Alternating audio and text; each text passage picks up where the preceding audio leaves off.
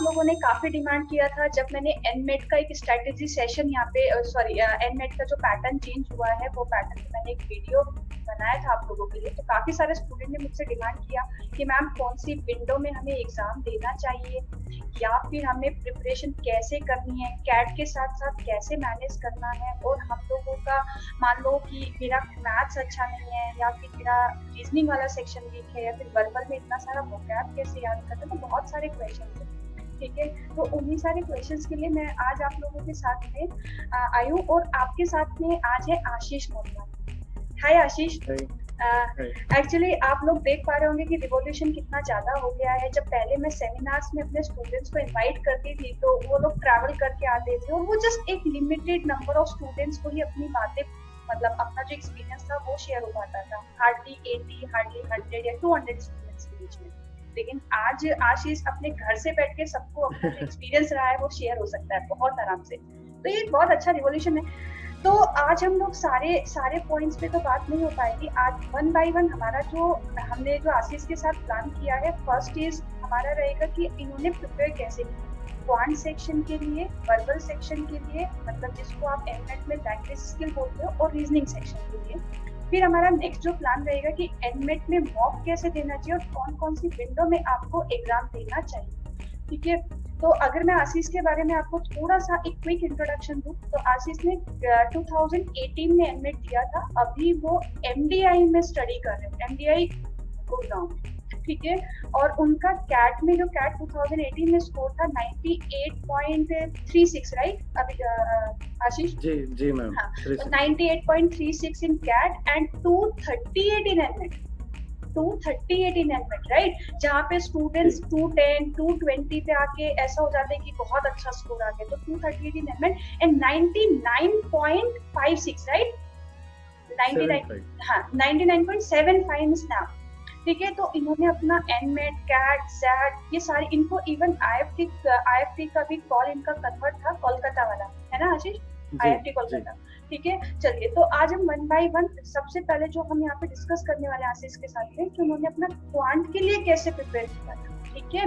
ये आशीष, आप अपना एक्सपीरियंस बताइए कि आपका जो जर्नी रहा वो कैसा रहा क्वांट के लिए बेसिकली आज।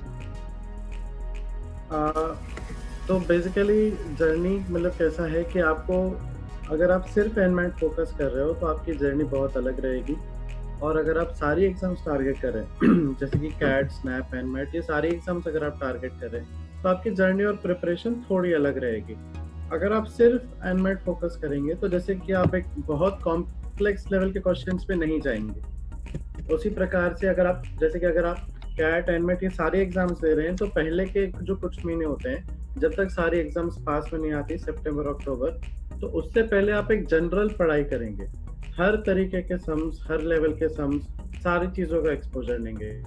तो जैसे अगर मैं मेरी बात करूं तो मैंने सारी एग्जाम्स टारगेट की थी, तो इस वजह से अब जैसे कि फॉर एग्जांपल अगर एनमेट सितंबर अक्टूबर में है तो सितंबर या अगस्त से पहले वहां तक पढ़ाई सेम थी हर एग्जाम के लिए।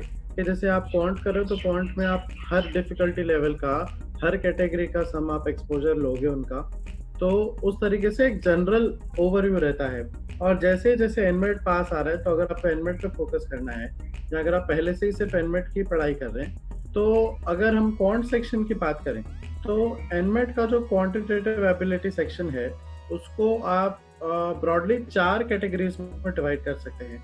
एक आपका हो जाएगा अरिथमेटिक, दूसरा हो जाएगा मॉडर्न मैथ्स, तीसरा हायर मैथ्स, और चौथा आपका हो जाएगा डेटा इंटरप्रिटेशन।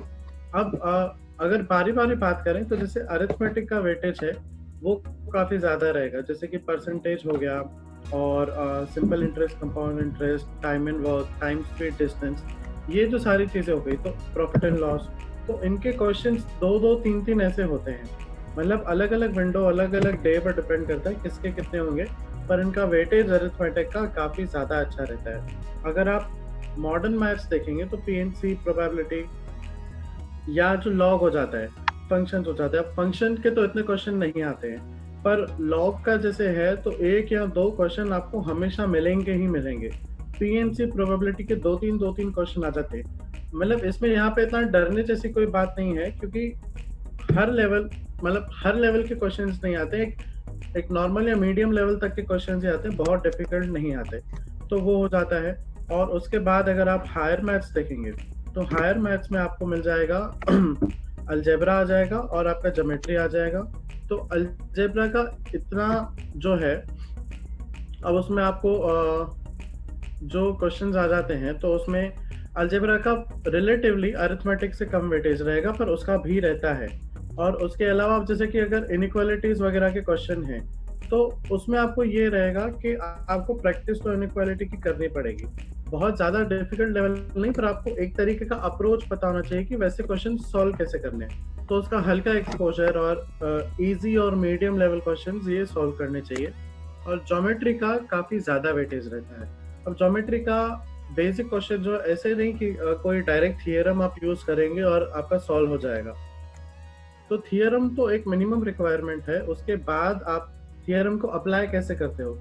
अब जैसे अगर एग्जाम में क्वेश्चन आएगा तो सर्कल प्लस ट्रायंगल ऐसा कुछ मिक्स कर देंगे, या पॉलीगॉन या क्वाड्रिलेटरल प्लस सर्कल या प्लस ट्रायंगल ऐसा कुछ मिक्स कर देंगे। तो आपको 2-3 अलग अलग थियरम लगा लो या कुछ चीजें मिक्स करके आपको वो सॉल्व करना पड़ेगा। जब आपको एक बार क्लिक हो जाएगा ना, तो उसके बाद कैलकुलेशन या उसमें कोई डिफिकल्टी नहीं है। बस एक वो एप्लीकेशन आपको स्ट्राइक करना चाहिए कि भाई अच्छा ये बस ऐसे होगा ऐसे होगा।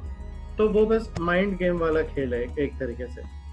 और डेटा इंटरप्रिटेशन की जहाँ तक मेरा ध्यान है, 5 सेट तो आते ही हैं 4-4 क्वेश्चन के, यानी कि तकरीबन 20 क्वेश्चन जितने डेटा इंटरप्रिटेशन के हो जाते हैं। तो अगर डेटा इंटरप्रिटेशन को हम देखें, तो ये हो जाता है कि 3 सेट जो है वो रिलेटिवली नॉर्मल डिफिकल्टी लेवल और इजी रहेंगे, और एक सेट जो होगा वो थोड़ा मीडियम डिफिकल्टी लेवल रहेगा, और जो 5वां होगा वो रिलेटिवली थोड़ा ज़्यादा डिफिकल्ट होगा। अब ज़रूरी नहीं है कि हर विंडो में हर दिन पर ऐसा सेम पैटर्न रहे। कभी रेशियो 4:1 भी हो जाता है, कभी रेशियो 3:2 भी हो जाता है हार्ड और इजी का। तो ये रहता है, बट ओवरऑल 3 सेट तो आपको पक्का ऐसे मिल ही जाएंगे जो बहुत ही डुएबल होंगे, कैलकुलेशन भी इजी हो। तो ये हो जाता है आपका प्रॉपर सेक्शन का डिवीजन। अब अगर हम प्रैक्टिस की बात करें, तो आपको क्वांट और डीआई दोनों की प्रैक्टिस करनी है। और उसमें भी अब जैसे कि अगर आप मॉक दे रहे हैं, तो मॉक में आप जब अलग अलग मॉक दे रहे हैं, तो आप ये देखिए कि आपको क्वांट सेक्शन कब रखना है। जिस तरीके से कैट में हमें कोई ऑप्शन नहीं मिलता है कि हम क्वांट सेक्शन पहले रखना है या बाद में, पर एनमैट में हमें वो मिलता है। तो रिलेटिवली एक ये मेरा मानना ये है कि एक क्वांट सेक्शन जो है उसको सॉल्व करने के लिए, क्योंकि टाइम कम रहता है, क्वेश्चन ज़्यादा रहते हैं, तो उतने क्वेश्चन सॉल्व करने के लिए आपको एक मेंटल स्पीड आपके उस टाइम पर डेवलप चाहिए। जिस तरीके से अगर आप लैंग्वेज अगर आप पहले उठाते हैं, तो वर्बल सेक्शन में आप अगर आरसी पढ़ेंगे तो उसमें रिलेटिवली उतनी ज़्यादा स्पीड नहीं चाहिए, पर क्वांट सेक्शन के लिए स्पीड चाहिए। तो आप अपने हिसाब से वो सेट कर सकते हैं कि आपको क्वांट का सेक्शन पहले रखना है या बाद में, बट एक जनरल स्पीड होनी चाहिए। और क्वांट सेक्शन के अंदर भी जब आप उसको देखते जा रहे हैं, तो आपको क्या करना है कि डीआई क्वेश्चन जो है, हो सके तो जितना बाद में हो सके उतना बाद में करने हैं। क्वांट के छोटे छोटे सम्स पहले करें, जिसमें आधे आधे मिनट में आपको स्ट्राइक हो जाएगा और एक एक मिनट में एक एक क्वेश्चन सॉल्व होता जाएगा, ताकि एक मेंटल स्पीड आपकी डेवलप हो गई। उसके बाद आप डीआई सेक्शन में, जो डीआई वाला पार्ट है, उस पर उतरे। तो आप ट्राई करेंगे कि जितना बाद में हो सके उतना करें। पर जैसे कि इस साल अगर पैटर्न में चेंज आया है, जैसा कि आपने बताया था, तो ये है कि आप स्किप नहीं कर पाएंगे क्वेश्चन, अगर वैसा सिस्टम है तो आपको वो अटेम्प्ट करना पड़ेगा। पर उसके बाद आपको ये देखना है कि अगर आप उसको बिल्कुल सॉल्व नहीं कर पा रहे हो, तो एक थोड़ा एस्टिमेट किया जाए। अब जैसे कि एनमेट का डीआई बहुत ज़्यादा हार्ड नहीं होता, तो उसमें कई बार क्या होता है कि आपको पेन या पेपर से सॉल्व तक नहीं करना पड़ेगा। आपको मेंटली बस उस स्क्रीन पे आप उस चार्ट को देखोगे और चार्ट के एनालिसिस से आप वो क्वेश्चन सॉल्व कर सकते हो। कि कई बार होता है कि इस चीज़ में इस चीज़ का कितना परसेंटेज था, पाई चार्ट से ड्रॉ करो या बार डायग्राम से ड्रॉ, उससे डेटा ड्रॉ कीजिए। तो ये बात है कि आपको जो है डीआई की प्रिपरेशन के लिए अपना एनालिसिस पार्ट जो है, डीआई में कैलकुलेशन नहीं, जो एनालिसिस पार्ट है वो आपको अपना ज़्यादा सुधार लेना है, ताकि आपको डायग्राम देख के ही पता चल जाए कि क्या करना है या कैसे सॉल्व होगा, इस तरीके से। तो ये हो गया। अब अगर हम प्रिपरेशन की बात करें, तो आप जहाँ से भी प्रिपेयर कर रहे हैं, अगर आपने कोई कोचिंग सेंटर ज्वाइन किया है या आप किसी ऑनलाइन पोर्टल से कर रहे हैं, अनअकैडमी है या यूडेमी है, किसी भी कोर्स या प्लेटफॉर्म से कर रहे हैं, तो आप वहाँ का जो गिवन कोर्स है, जो गिवन मटेरियल है, पहले वो पूरा मटेरियल कंप्लीट कीजिए। वो पूरा मटेरियल कंप्लीट करने के बाद जब आपको लगता है कि अच्छा नहीं और भी ज़रूरत है या एनमेट रिलेटेड और प्रैक्टिस करनी है, तो आप अगर कोई टेस्ट सीरीज अगर आपने परचेज की है या आपके किसी कोचिंग सेंटर ने दी है, तो आप उनमें जो पहले सेक्शनल टेस्ट है वो सारी सेक्शनल टेस्ट दीजिए। उसमें भी आप ध्यान दें कि एनमेट फोकस वाली ज़्यादा दें, बाकी एग्जाम्स वाली नहीं, तो वो आप दे दें। और उसके बाद अगर आपको और लगता है कि नहीं स्पीड थोड़ी कम है, स्पीड डेवलप करनी है, या स्पीड और मार्क्स या स्पीड और क्वेश्चंस का आपको रेशियो मेंटेन करना है और इम्प्रूव करना है, तो आप बहुत सारी रेफरेंस बुक्स यूज़ कर सकते हैं।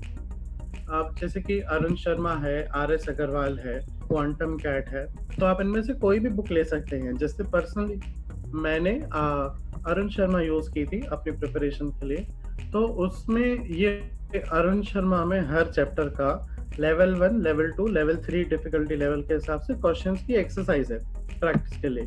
तो आप एनमेट के लिए लेवल 1 और लेवल 2 की प्रैक्टिस करें। उसमें भी लेवल 1 ज़्यादा इम्पोर्टेंट है, लेवल 2 थोड़ा उससे कम इम्पोर्टेंट है, पर वो भी इम्पोर्टेंट है। और अरुण शर्मा उठाने से पहले आप ये बात एक श्योर कर लीजिए कि यहाँ से कोई टर्निंग पॉइंट नहीं है। आपने जो आपके मटेरियल है, प्रोवाइडेड मटेरियल है या बुक्स है या वीडियोस है, वहाँ से पहले आप कंसेप्ट अपने पूरे बिल्ड कर लीजिए। यहाँ से रिवीजन नहीं होना चाहिए, यहाँ से बस आगे प्रैक्टिस होगी। तो एक बार आपकी कंसेप्ट बिल्डिंग जो है वो पूरा स्ट्रॉन्ग हो जाने के बाद ही आप ये बुक्स उठाएं और उनमें फिर लेवल 1 और लेवल 2 ये सॉल्व करें। और ध्यान रहे कि आप जब भी जो भी सॉल्व कर रहे हैं, आपके बेसिक मॉड्यूल्स कर रहे हैं, बेसिक प्रैक्टिस वीडियोस कर रहे हैं, या अरुण शर्मा कर रहे हैं या कोई और बुक, आपको जो भी करना है टाइमर के साथ करना है, क्योंकि मेन एनमेट जो है टाइम बेस्ड एग्जाम है। तो उसमें आपका सबसे ज़्यादा ध्यान रहना चाहिए कि कितने ज़्यादा क्वेश्चंस या कितनी ज़्यादा मार्क्स आप गेन कर पा रहे हैं पर मिनट में। तो 2 क्वेश्चन 3 क्वेश्चन जितना हो पाए फिर पर मिनट आप अटेम्प्ट करने का ट्राई कीजिए। हो ऐसा ज़रूरी नहीं है, क्योंकि कई बार क्वेश्चन के डिफिकल्टी लेवल पे वो हो जाता है। तो आशीष ने आप लोगों को बता दिया है कि क्वांट में इन्होंने टॉपिक को 4 पार्ट्स में डिवाइड किया, जैसे ठीक है आपका arithmetic, advance math, modern maths and DI, right. तो इन्होंने आपको वो पूरा किसका कितना वेटेज है या कैसे आपको स्टडी करना है, आपको मॉक में कैसे ट्रैक करना है, और आपको कौन सा स्टडी मटेरियल सॉल्व करना है। तो आप जहाँ से भी प्रिपेयर कर रहे हो आप उसको अच्छे से प्रिपेयर करो, ठीक है। अरुण शर्मा या XYZ आप कोई भी बुक उठाते हो, पर फर्स्ट मेक श्योर कि आपने अपना जो प्रोवाइडेड मटेरियल है वो आपने सॉल्व किया, ठीक है। तो आई होप आप लोगों को काफी हेल्प होने वाला है इससे। आपको अगर कोई भी क्वेरी हो माइंड में तो आप मुझसे पूछ सकते हो, या फिर मैं नीचे आपको डिस्क्रिप्शन बॉक्स में ईमेल आईडी आशीष का जो मेरा भी ईमेल आईडी रहेगा वहाँ पे, तो आप वहाँ से क्वेश्चन पूछ सकते हो। नेक्स्ट वीडियोस में हम लोग डिस्कस करने वाले हैं कि रीजनिंग वाला सेक्शन हमने कैसे डिस्कस किया था, एंड उसके बाद लैंग्वेज स्किल, एंड उसके बाद आशीष का एनमेट का जो इंटरव्यू एक्सपीरियंस था, अगर आपका डिमांड होगा तो हम इनका इंटरव्यू एक्सपीरियंस की CD क्या था और आपका बैट का टॉपिक क्या था, तो वो सब यहाँ पे डिस्कस करेंगे आप लोग सभी, ठीक है। चलिए, तो I hope thank you so much Ashish, ठीक है। आपने इतनी वैल्यूएबल इंफॉर्मेशन शेयर की स्टूडेंट्स के साथ में। आई होप सारे स्टूडेंट को काफी फायदा होने वाला है इससे, और आपको क्वेश्चन तो पक्का आने वाला है, काफी सारे क्वेश्चन आने वाले हैं आपको, ठीक है। क्योंकि मैं देखती हूँ, मैं एक वीडियो पे तो मुझे इतने सारे मेल्स आते हैं स्टूडेंट्स के, ये हो जाएगा मैम, क्या कर सकते हैं आगे, क्या कर सकते हैं, तो आपको फ्लड ऑफ ईमेल्स तो आने वाला है, ठीक है। चलिए, thank you ma'am. Thank you Ashish. हम नेक्स्ट उसमें आई होप आप फ्री रहोगे थोड़ा, तो थोड़ा हमें टाइम दे पाओगे, ठीक है। Thank you so much. जी मैम, ऑल द बेस्ट।